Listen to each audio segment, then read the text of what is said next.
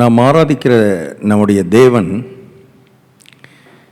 அவர் கோட்பாடுகளின் அடிப்படையிலே, பிரமாணங்களின் அடிப்படையிலே கிரியை செய்கிறார் என்பதை நான் உங்களுக்கு காண்பித்து கொண்டிருக்கிறேன்.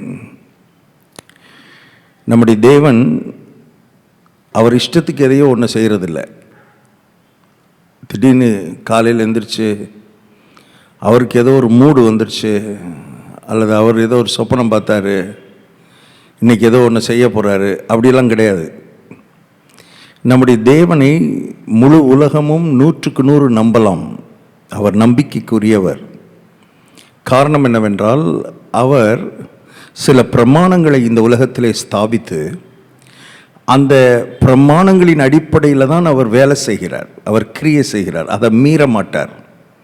அந்த பிரமாணங்களுக்கு, அந்த வார்த்தைகளுக்கு, அந்த கோட்பாடுகளுக்கு அவர் தன்னைத்தானே உட்படுத்தி கொண்டார்.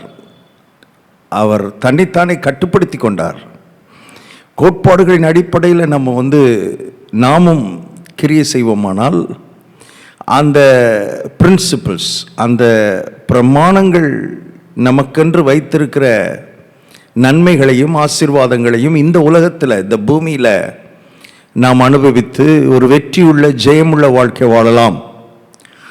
ஆகவேதான் இந்த பிரமாணங்களை குறித்த அறிவு, கோட்பாடுகளை குறித்த புரிதல் நமக்கு மிகவும் அவசியம். விசுவாசத்தை ஒரு பிரமாணமாக கர்த்தர் வைத்திருக்கிறார் என்று நான் பேச ஆரம்பித்தேன் கடந்த 2-3 நாட்களாக. விசுவாசம் அதிகமாய் ஆவிக்குரிய மக்கள் மத்தியிலே பயன்படுத்தப்படுகிற வார்த்தை. ஆனால் அதனுடைய ஆழமோ, அதனுடைய நுணுக்கமோ, அதனுடைய நுட்பமோ மக்களுக்கு தெரிவதில்லை. அது எவ்வளவு ஆழமான ஒரு சத்தியம், எவ்வளவு ஆழமான ஒரு விஷயம் என்பதை ஜனங்கள் கண்டுகொள்ளலை. சும்மா நாங்களும் விசுவாசி தாங்க, நாங்கள் இந்த சபை விசுவாசி, அந்த சபை விசுவாசி, எங்களுக்கு விசுவாசம், நாங்கள் விசுவாசிக்கிறவங்க அப்படின்னு ஏதோ வாயில் சொல்கிறாங்களே தவிர, ரியலாக உணர்வு பூர்வமாய் உண்மையாய் வாழ்க்கையிலே அந்த பிரமாணத்தின் அடிப்படையில் அவர்கள் வாழுகிறார்களா என்ற கேட்டால் அது ஒரு பெரிய கேள்வி.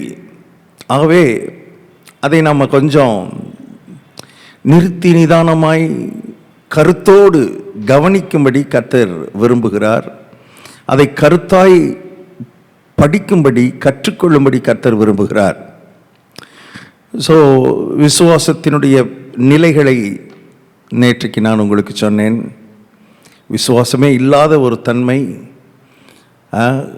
அற்ப விசுவாசத்தில் இருப்பது. நல்லா ஆரம்பித்து பிரச்சனைகளும் போராட்டங்களும் வந்த உடனே விசுவாசத்தை விட்டுறது, பார்வையை விட்டுறது, கர்த்தர் மேலே, வார்த்தையின் மேலே இருக்கிற பார்வையை விட்டுறது, அது ஒரு நிலை. அதுக்கப்புறம் வார்த்தையின் மேலே அசைக்க முடியாத ஒரு நம்பிக்கை. 100க்கு அதிபதி போல ஒரு வார்த்தை சொல்லும், என் வேலைக்காரன் சுகமா. நீங்கள் எங்கள் வீட்டுக்கே வர வேண்டியதில்லை, வார்த்தை போதும் சொல்கிறானே, அது ஒரு நிலை. விசுவாசத்தில் அது ஒரு உயர்ந்த நிலை. அடுத்து நான் கேட்டேன், ஜெபத்தில் நான் கேட்ட உடனேயே உள்ள ஒரு விசுவாசம். இன்னும் பதிலை கண்ணில், மாம்ச கண்ணில் நான் பார்க்கல. நான் மாம்ச கண்ணில் பார்க்குற விதத்தில் பதில் வரல, என் கையில் தொடுற அளவில் பதில் வரல.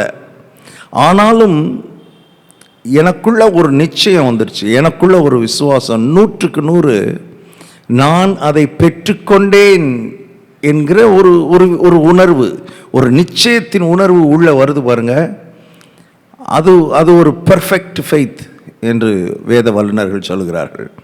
அது ஒரு பரிபூர்ணமான ஒரு விசுவாசம், விசுவாசத்தினுடைய மிக உயர்ந்த நிலை. எப்போ கிடைக்கும்? ஜெபம் பண்ணிட்டேன், கிடைக்குமா கிடைக்காதா தெரியல, எப்போ கொடுப்பார்னு தெரியல, கொடுக்கவே மாட்டேங்கிறாரு. இப்படி தான் மக்கள் யோசிக்கிறாங்களே தவிர, இயேசு சொன்ன வார்த்தை கவனிக்கணும். ஜெபத்துக்கு பதிலை பெறுவதற்கு இது ரொம்ப முக்கியமானது. நீங்கள் ஜெபம் பண்ணும்போது எவைகளை கேட்டுக்கொள்வீர்களோ அவைகளை ஒரு வாரம் கழித்து பெற்றுக்கொண்டோம்னு விசுவாசிங்கன்னு சொல்லலை, ஜெபிக்கும் போதே பெற்றுக்கொண்டோம்னு விசுவாசிங்க. அந்த ஜெப நேரமே நீங்கள் வாயை திறந்து உங்கள் விண்ணப்பத்தை கேட்டுட்டீங்கனாலே அது உங்கள் வாயிலிருந்து இந்த விண்ணப்பம் வெளியே வந்து கர்த்தருடைய சமூகத்துக்கு போயிடுச்சுனாலே, you must be sure that your prayers have been answered. உங்களுடைய ஜெபங்கள் கொடுக்கப்பட்டு விட்டது, பதில் அளிக்கப்பட்டு விட்டது என்று விசுவாசிங்க. இன்னும் கண்ணில் பார்க்கல, பதில கண்ணில் பார்க்கல, ஆனால் உள்ள விசுவாசம், ஒரு நிச்சயம். இது ஒரு உயர்ந்த நிலை என்று நேற்றைக்கு நான் உங்களுக்கு சொன்னேன். இன்னும் சில காரியங்கள் இந்த லா ஆஃப் ஃபெய்த்தை நம்ம படிக்கிறதுக்கு சில முக்கியமான புரிதல், முக்கியமான அடிப்படையான சில காரியங்களை நம்ம புரிந்து கொள்ள வேண்டும். இந்த விசுவாசத்தை புரிந்து கொள்வதற்கு சில அடிப்படையான சத்தியங்களை, மாறாத சத்தியங்களை, தேவன் இந்த உலகத்தை செட் பண்ணி இருக்கிற காரியங்களை நம்ம புரிந்து கொள்ள வேண்டும் என்று கர்த்தர் விரும்புகிறார். அதை புரிந்து கொள்ளும் பொழுது, விசுவாசத்தை புரிந்து கொள்வது நமக்கு ரொம்ப லகுவாக இருக்கும். இந்த அடிப்படையான காரியங்கள், அடிப்படையான சத்தியங்களை புரிந்து கொள்ளும் பொழுது விசுவாசத்தை புரிந்து கொள்வது அது ரொம்ப மர்மமான ஒன்றும் இல்லை. விசுவாசம் என்பது ரொம்ப மர்மமான ஒரு விஷயம் கிடையாது. பாருங்க, அநேகருக்கு அப்படி நினைக்கிறாங்க. விசுவாசமா அது யாரோ ஒரு சிலருக்கு, யாரோ சில வரம் பெற்றவர்களுக்கு தான் அது இருக்கும் பிரதர். எனக்கெல்லாம் விசுவாசமே வராது, என்னால் விசுவாசிக்கவே முடியாது, நானும் முயற்சி பண்ணிட்டேன், எனக்கு என்னமோ தெரில, விசுவாசமே வரமாட்டேங்குது. இப்படிப்பட்ட வார்த்தைகள், எண்ணங்களை தூக்கி குப்பையில் எறிங்க. நம்ம அடிப்படையாக சில காரியங்களை புரியலை, அவ்வளோதானே தவிர விசுவாசமே எனக்கு வராதுன்ற முடிவுக்கு நீங்கள் வரக்கூடாது. உங்களுக்கு விசுவாசம் வரும், நீங்கள் விசுவாசிக்க முடியும், நீங்கள் விசுவாசத்தில் எழும்ப முடியும், நீங்கள் விசுவாசத்தில் அசாத்தியமான காரியங்களை இந்த உலகத்தில் நீங்கள் செய்ய முடியும். இந்த பிரமாணத்தை கற்றுக்கொள்ளும் பொழுது அது நடக்கும். ஸோ அடிப்படையான சில காரியங்களை இன்றைக்கு நான் உங்களுக்கு சொல்ல விரும்புகிறேன். நாம் வாழுகிற இந்த பிரபஞ்சத்தில் 2 உலகங்கள் இருக்கிறது. 2 உலகங்கள் இருக்கிறது. இதை நல்லா கவனிங்க. இந்த அடிப்படையான சத்தியங்களை நீங்கள் நல்லா கவனித்து, இதை முடிந்தால் நீங்கள் நோட்ஸ் எடுத்து இதை திரும்ப பார்த்து, அதை கொஞ்சம் உங்கள் மனக்கண்ணு முன்னால் கொண்டு வந்து அதை உணர்ந்து அதை உள்வாங்கினா தான் விசுவாசத்தை நம்ம நல்லா புரிஞ்சுக்கிற முடியும். நாம் வாழுகிற இந்த பிரபஞ்சத்தில் 2 உலகங்கள் இருக்கிறது. அடிப்படையாக நம்ம தெரிஞ்சுக்கணும். 2 உலகங்கள். ஒன்று காணப்படுகிற உலகம், இன்னொன்று காணப்படாத உலகம். ஒன்று சரீர பிரகாரமான உலகம். காணப்படுகிற உலகத்துக்கு இன்னொரு பேர் சரீர பிரகாரமான உலகம். காணப்படாத உலகத்துக்கு இன்னொரு பேர் ஆவிக்குரிய உலகம். ஒன்று ஃபிசிக்கல் வேர்ல்டு, இன்னொன்று ஸ்பிரிச்சுவல் வேர்ல்டு. இன்னைக்கு உலகத்தில் இருக்கிற நார்மல் ஹியூமன் பீயிங்ஸ், ஒரு நார்மலான இயல்பான சாதாரண மனிதர்கள் எல்லாருக்கும் காணப்படுகிற உலகத்தை குறித்து அறிவுதான் இருக்கிறது. காணப்படுகிற உலகத்தை குறித்த உணர்வு, கான்சியஸ்னஸ் தான் இருக்குது. காணப்படாத ஒரு உலகம் என்கிற அந்த கான்செப்டே அநேகருக்கு தெரியாது. ஆனால் ஒரு சத்தியம் என்னவென்றால், காணப்படுகிற உலகம் இருக்கிறது எவ்வளவு உண்மையோ, நம்முடைய கண்களால் காண்கிற இந்த உலகம், பிசிக்கல் வேர்ல்டு இருப்பது எவ்வளவு உண்மையோ, அதை விட உண்மை காணப்படாத ஒரு உலகம் இயங்கிக் கொண்டே இருக்கிறது, இயங்கிக் கொண்டே இருக்கிறது. நல்லா தெரிஞ்சுக்கோங்க. காணப்படுகிற உலகம் அல்லது சரீரப்பிரகாரமான உலகம்னு நம்ம எதை சொல்கிறோம்னா, இந்த சூரியன், சந்திரன், வானம், பூமி, மரம், செடி, கொடி, நீங்கள், நான், இதெல்லாம் சேர்ந்தது. நம்ம கண்ணில் பார்க்கக்கூடிய, கையில் தொடக்கூடிய, நாம் உணரக்கூடிய, இதெல்லாம் இணைந்து, இதெல்லாம் சேர்ந்தது தான் காணப்படுகிற உலகம். ஆனால் இந்த காணப்படுகிற உலகம் இருக்கிறது எவ்வளவு உண்மையோ, அதைவிட உண்மை, அதைவிட நிஜம், ரியாலிட்டி என்னன்னா, காணப்படாத உலகம் அல்லது ஆவிக்குரிய உலகம், ஆவி உலகம் ஒன்று இருக்கிறது. அந்த ஆவி உலகத்தில் தான், ஆவி உலகம் சொன்னனே மக்களுக்கு பேய், பிசாசு இதான் ஞாபகத்துக்கு வருது. ஆவி உலகத்தில் பேயும் பிசாசு இருக்கிறது. பேய்கள், பிசாசுகள், அசுத்தாவிகள், மக்களுக்கு தீமை செய்கிற, அழிக்கிற, கொல்லுகிற, திருடுகிற இந்த துரைத்தனங்கள், அதிகாரங்கள், இப்பிரபஞ்சத்தின் அந்தகார லோகாதிபதிகள், வான மண்டலத்தின் பொல்லாத ஆவிகளின் சேனைகள், இவைகள் எல்லாம் இந்த ஆவி உலகத்தில் தான் இருக்கிறது. அதே ஆவி உலகத்தில் தான் தேவனும் இருக்கிறார். தேவன் ஆவியாய் இருக்கிறார். God is spirit. So தேவன் இந்த ஆவி உலகத்தில் தான் இருக்கிறார். பரிசுத்த ஆவியானவர் இந்த ஆவி உலகத்தை சேர்ந்தவர். பாருங்க, கவனிங்க. தேவ தூதர்கள் ஆவி உலகத்தை சேர்ந்தவர்கள். They are all spirit beings. Spirit beings. So காணப்படுகிற உலகம் இருக்கிறது எவ்வளவு நிஜமோ அதைவிட நிஜமானது காணப்படாத உலகம். அது ரொம்ப ரொம்ப நிஜம். இப்ப நான் பேசுறதை நீங்க கேட்டுக்கிட்டு இருக்கிறீங்க. உங்களுடைய ஏதோ ஒரு டிவைஸில் நீங்கள் கேட்டுக்கிட்டு இருக்கிறீங்க. நான் பேசுகிறது எவ்வளோ உண்மையோ, இந்த டிவைஸ் உங்கள் கையில் இருக்கிறது எவ்வளோ உண்மையோ, உங்கள் கண்ணில் தெரிகிறது எவ்வளோ உண்மையோ, அதை விட உண்மை உங்களை சுற்றி தேவன் இருக்கிறார். உங்கள் வீட்டுக்குள்ளே தேவன் இருக்கிறார். உங்கள் அறைக்குள்ளே தேவன் இருக்கிறார். நீங்கள் இருக்கிற இடத்துல தேவாதி தேவன் இருக்கிறார். அவர் சர்வ வியாபியாய் இருக்கிறார். அவர் இல்லாத இடமே இல்லை. அவர் எல்லா இடத்திலும் நிறைந்திருக்கிறார். இப்போ நம்ம கண்ணுக்கு இந்த ஃபோன் தெரியுது அல்லது டிவி தெரியுது. நான் உங்கள் கண்ணுக்கு தெரிகிறேன். பாருங்க, நீங்கள் உட்காந்துருக்கிற சேர் அது தெரியுது. இதெல்லாம் நிஜமாய் நமக்கு தெரியுது. பாருங்க, இதெல்லாம் நிஜம். இதெல்லாம் நிஜம். இதை விட நிஜம் என்னன்னா, உங்களை சுற்றி தேவன் இருக்கிறார். தேவ பிரசன்னம் இருக்கிறது. பட் அந்த உணர்வு நமக்கு இல்லை. பாருங்க, அதை குறித்த ஒரு வெளிச்சம், ஒரு வெளிப்பாடு, அதை குறித்த ஒரு விழிப்புணர்வு நமக்கு இல்லாமல் இந்த காணப்படுகிற உலகத்தை குறித்த அந்த உணர்விலேயே நம்ம பிறந்து அதிலேயே வளர்ந்து அதிலேயே வாழ்ந்து அதிலேயே இந்த உலகத்தை விட்டு கடந்து போகிறவர்களும் உண்டு. மரித்தே போய் விடுகிறார்கள். ஒருபோதும் இந்த காணப்படாத உலகத்தை குறித்த, ஆவிக்குரிய உலகத்தை குறித்த எந்த கான்சியஸ்னஸ் இல்லாமல் போயிடுறாங்க. Because they do not know the reality of this spiritual world, unseen world. வேதம் சொல்லுகிறது, காணப்படுகிறவைகளோ அனித்தியமானவைகள். காணப்படுகிறவைகளோ அனித்தியமானவைகள். அப்படின்னா அவைகளெல்லாம் கடந்து போகக்கூடியவைகள், அவைகளெல்லாம் ஒளிந்து போகக்கூடியவைகள், அவைகளெல்லாம் அழிந்து போகக்கூடியவைகள்.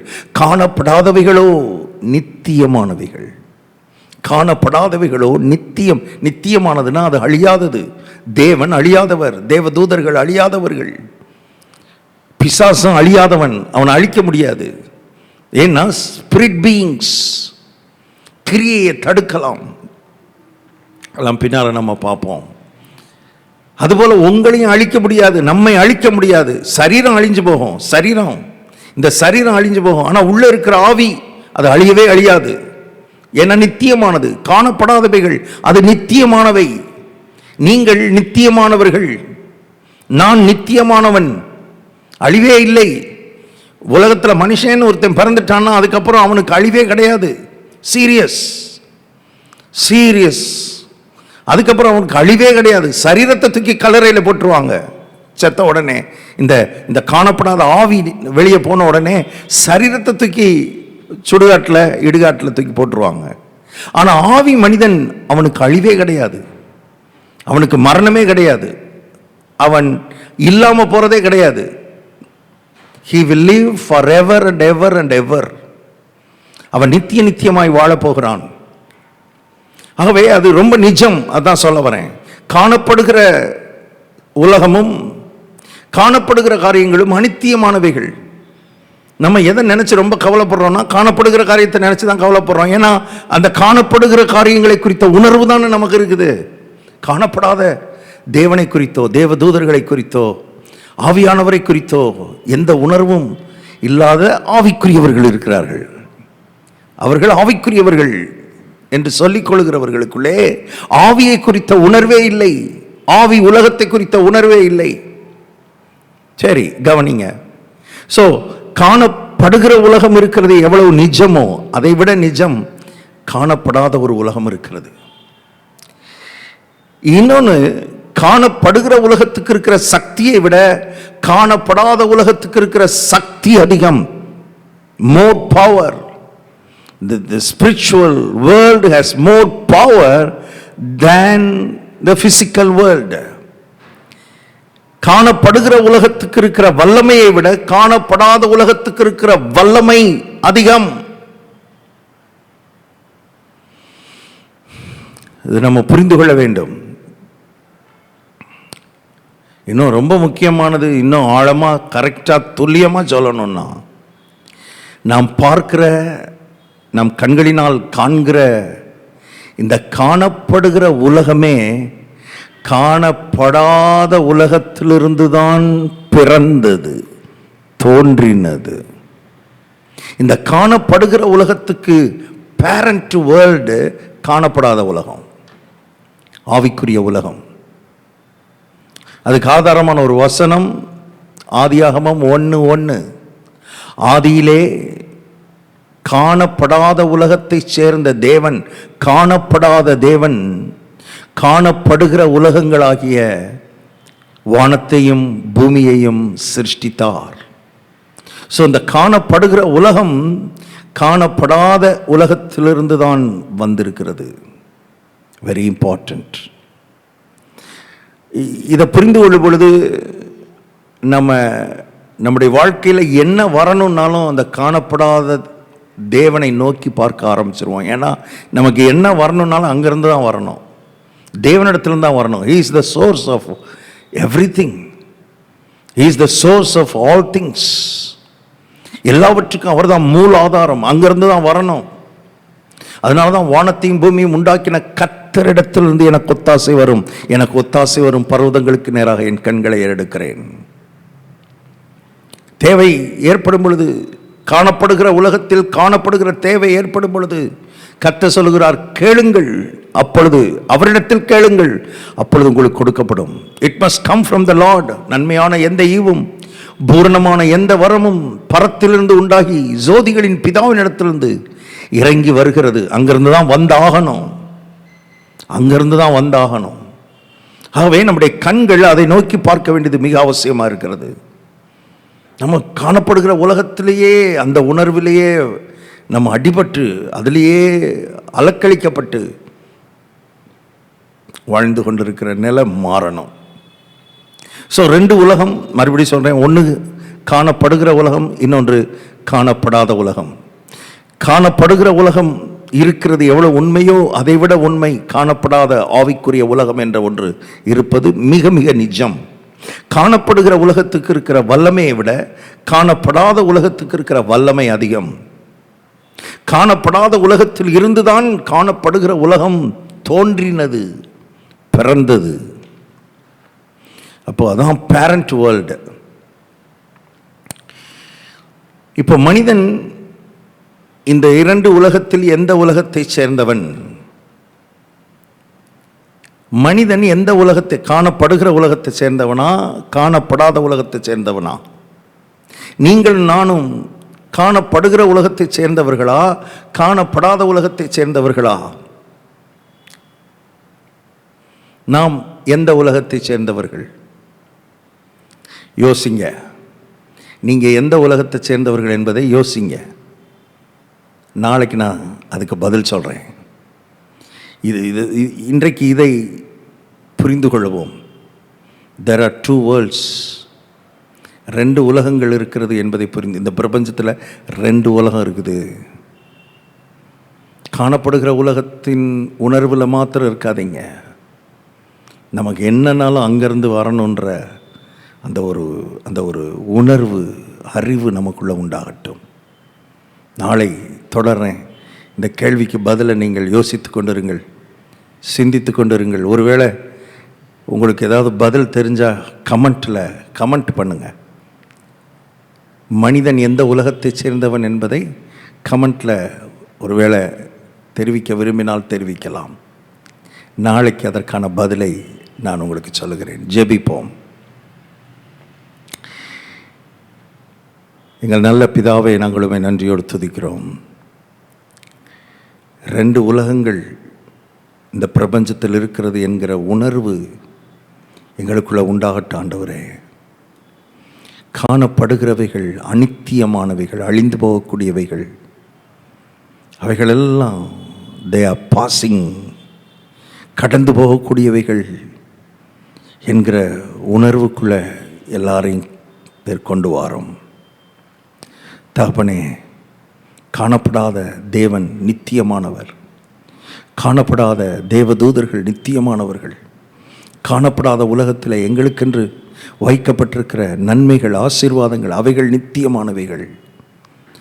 அதிலே எங்கள் கண்களை பதிக்க, தேவன் மேல் எங்களுடைய இருதயத்தை பதிக்க, மான்கள் நீரோடைய வாஞ்சித்து கதறுகிறது போல என் ஆத்துமா தேவனே உண்மையே வாஞ்சித்து கதறுகிறது. உலகத்தை அல்ல, காணப்படுகிற உலகத்தை அல்ல, காணப்படுகிற உலகத்தில் இருக்கிற காரியங்களை அல்ல, காணப்படாத உலகத்தில் இருக்கிற தேவனை நோக்கி பார்க்க இந்த நாட்களில் எங்களுடைய இருதயத்தை பக்குவப்படுத்தும். தொடர்ந்து நாளை எங்களோடு கூட இடைப்படும். வார்த்தை கேட்ட ஒவ்வொருவரும் இதை சரியான விதத்தில் புரிந்து கொள்ள கர்த்தர் உதவி செய்யும். இயேசு கிறிஸ்துவின் நாமத்தில் ஜெபிக்கிறோம் பிதாவே, ஆமேன், ஆமேன். God bless you. நாளை சந்திப்போம். கர்த்தர் உங்களை ஆசீர்வதிப்பார்.